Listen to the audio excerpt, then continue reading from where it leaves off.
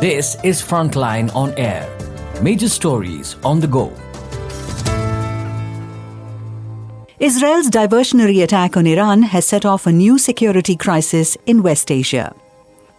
The standoff has shattered Israel's strategic superiority, exposed its dependence on the US, and heightened the risk of a nuclear conflict. Talmiz Ahmad. The exchange of drone and missile attacks between Israel and Iran over 3 weeks in April has taken West Asia to new levels of insecurity, while changing the regional strategic scenario to Israel's disadvantage.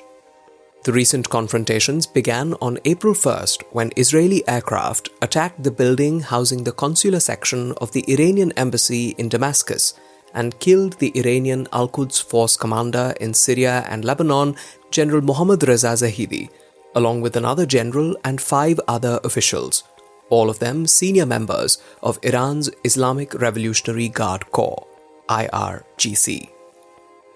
This was the most serious attack on the IRGC since the assassination of General Qasem Soleimani by American missiles in January 2020. Zahidi was a high-profile Iranian military leader, having earlier held senior positions in the country's armed forces and intelligence. Zahidi's killing followed the Israeli assassination in Damascus of IRGC General Syed Raza Mousavi last December and that of Hamas official Saleh al-Aruri in Beirut in January. The Israel-Iran military exchanges. Israel claimed that the embassy premises were a legitimate target since they were being used to plan attacks on Israeli and US assets. Israeli spokespersons ignored the fact that almost all embassies globally, including the US and Israeli embassies, have military and intelligence officials who, in their respective embassies, plan attacks on their country's enemies in the host or neighboring countries. However, most Western countries failed to condemn the attack. Since Iran in the past has generally avoided hitting Israeli targets directly after attacks on its assets in Iran and in the neighborhood, the expectation in Israel was that Iran would not go beyond hostile rhetoric. In the event, the Iranian response was both measured and spectacular. On April 13th, Iran directed over 300 weapons at Israel, which included 185 drones, 38 cruise missiles, and 10 ballistic missiles. Iran's allies in Lebanon, Iraq, and Yemen also directed drones and missiles at Israel. Israel claimed that 99% of the drones and missiles were intercepted by its aircraft and prevented from causing damage on its territory by its air defense system. Israel was supported in these interceptions by the US, the UK, France, and even Jordan, which apparently intercepted drones in its sovereign space. Israeli and US forces also said that Saudi Arabia and the UAE had participated in the interceptions in support of Israel, but these reports were firmly rejected as misinformation. The unprecedented Iranian attacks placed Israel in a dilemma. Fearing further escalation, US President Joe Biden advised Israeli Prime Minister Benjamin Netanyahu to take the win.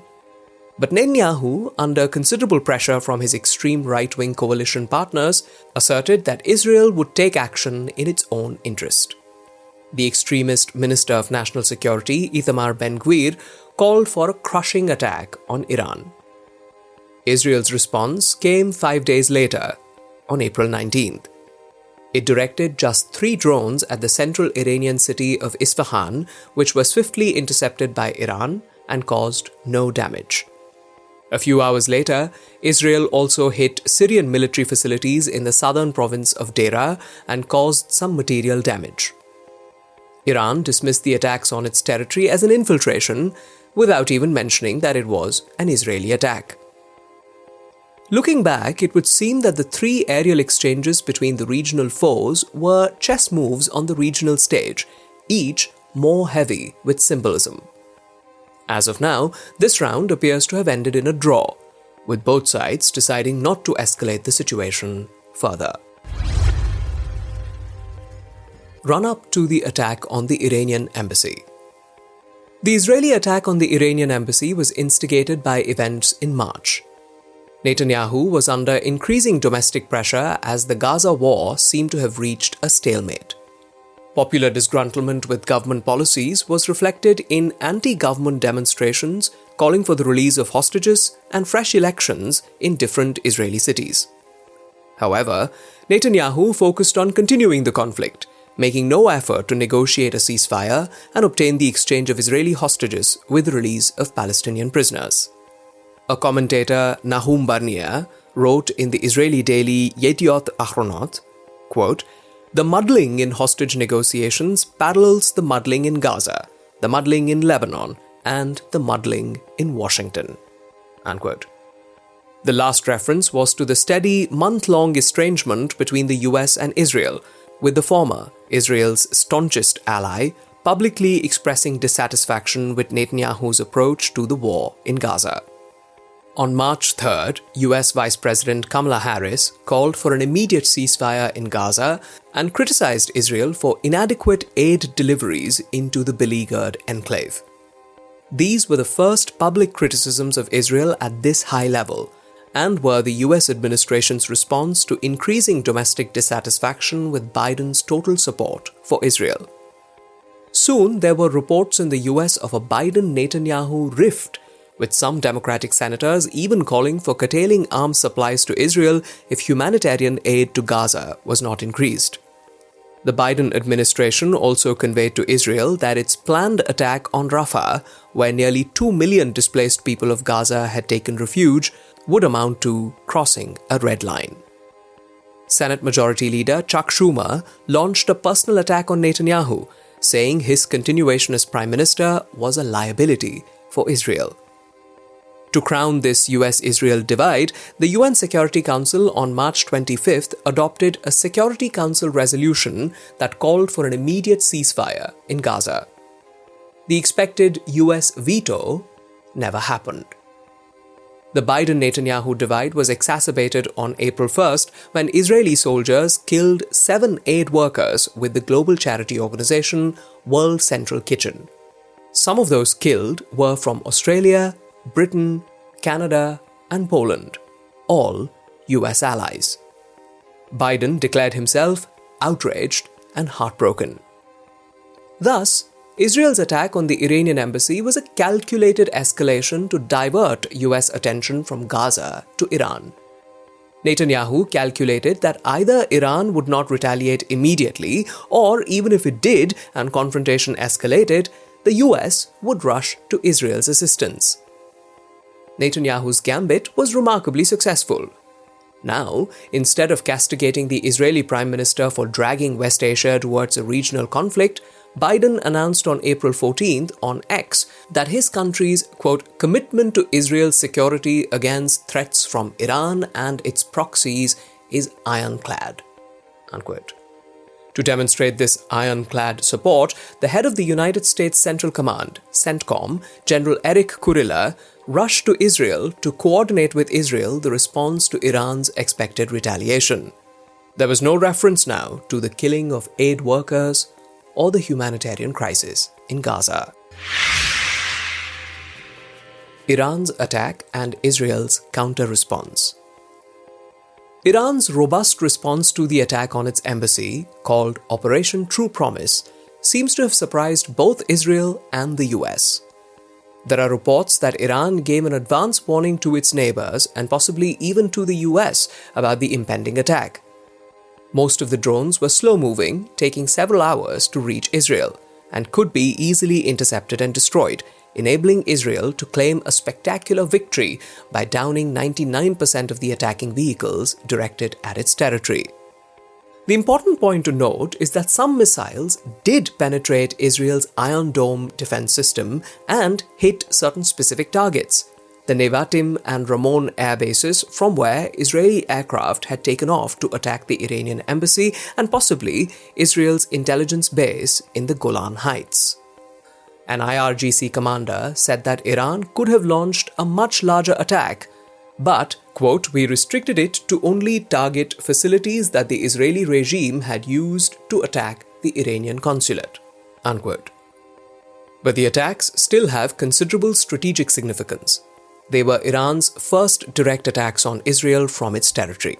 Iran also demonstrated that its weapons could penetrate Israel's air defenses and hit pre-planned targets. Iranian sources have confirmed that their most sophisticated weaponry, the hypersonic missiles that move at speeds up to Mach 8 and are very difficult to intercept, were not used in these attacks. Even then, some of its ballistic missiles reached high velocity and could penetrate what has been described as the densest air defense in the world. Thus, these attacks demonstrated the emergence of a new strategic scenario in West Asia, that Israel no longer enjoys strategic superiority in the regional landscape. Iran's President Ibrahim Raisi said that Iranian forces, quote, turned a new page in the history of Iran's authority and taught a lesson to the Zionist enemy, unquote. Netanyahu clearly understood the calamitous implications of his attack on the Iranian embassy in Damascus.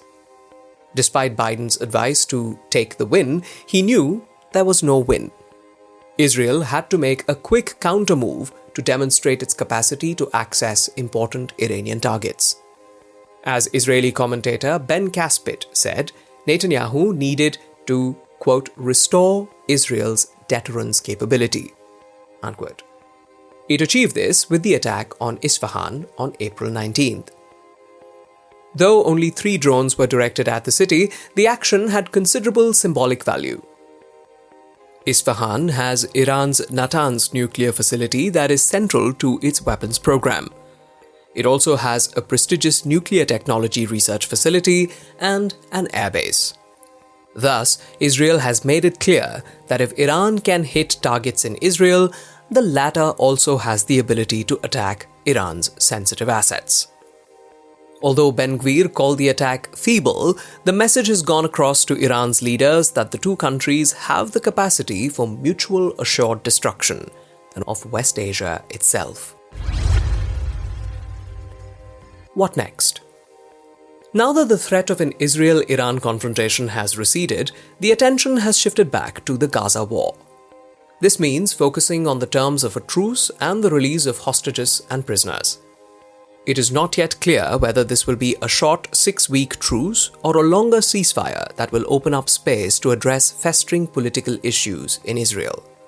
Netanyahu is unlikely to favor such a ceasefire since his unpopularity would lead to his overthrow, the revival of criminal cases against him, and his possible incarceration. Following Netanyahu's ouster, a new government would emerge that would try to heal the traumatized nation, but it is unlikely to offer anything to the Palestinians. In fact, the US is likely to use all its clout to push for Saudi-Israel normalization of ties by highlighting the threat from Iran and to rebuild the coalition against Iran made up of the US, Israel, Saudi Arabia, and the UAE. This would be an initiative that is well past its use-by date. Since 2020 at least, Saudi Arabia has shrugged off its security affiliation with the US and by asserting strategic autonomy, built substantial ties with Iran as well as with Russia and China. This was quite obvious during the recent Israel-Iran standoff when US attempts to shape a coalition with Arab states failed ignominiously. Iran now looks more formidable than it did before the Gaza war. The Islamic Republic and its allies have a substantial arsenal of drones and missiles of diverse capabilities which, taken together, can wreak havoc across West Asia. The distinguished commentator Robin Wright has pointed out that, quote, Iran's nuclear advances since 2019 have also narrowed the time until it could make a bomb if it should make the political decision to move forward on the world's deadliest weapon, unquote. Thus, the prospect of confrontations in the region evolving into an encounter involving nuclear weapons cannot be ruled out. Regional security at stake. The outlook for regional security remains uncertain. As noted above, there is now a degree of strategic parity between Israel and Iran. But neither the US nor Israel has a long-term strategy to address the challenges posed by Iran and its regional partners, beyond armed confrontation and periodic pinpricks that could flare up into larger military encounters. Nor does Israel have any constructive response to the challenges posed by Palestinian aspirations beyond abuse, incarceration, and periodic mass murder. But it is possible that now Israel wields a much weaker hand. Appalled by the carnage in Gaza, large sections of world opinion, including in the US, have become critical of Israel, and talk of a two-state solution has become widespread in several Western capitals, Biden included. A day after the Iranian attack on Israel, the editorial board of the New York Times, traditionally the most pro-Israel media platform in the US, wrote that the bond of trust between Israeli and American leaders had been broken by, quote, Mr. Netanyahu and the hardliners in his government, unquote. And the US could not continue to supply arms to Israel until this bond was restored. It spoke of Netanyahu's cynical double games and his turning defiance of America's leadership into a political tool. In this background, it is important to note that the Gaza war and the recent Israel-Iran military encounter have exposed Israel's crucial dependence on the US for its security through military supplies worth billions of dollars. Ken Klippenstein and Daniel Boguslaw have quoted American military sources in The Intercept as saying that, quote, US and allied aircraft shot down the majority of Iranian drones and missiles, unquote. The new military and political realities ushered in by the Gaza war and the Israel-Iran military encounter should encourage new diplomatic approaches too to address the festering issues in West Asia. 1. The push for a two-state solution to meet Palestinian aspirations, and 2. Renewed US-Iran dialogue on the nuclear agreement and wider regional security challenges. Without these initiatives, the world could quite easily sleepwalk into a grave regional or even global conflict. Talmiz Ahmad, a former ambassador to Saudi Arabia, Oman and the UAE, holds the Ram Sathe Chair for International Studies, Symbiosis International University, Pune.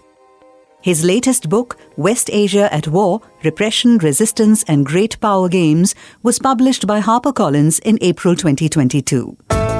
This is Frontline on Air. Major stories on the go.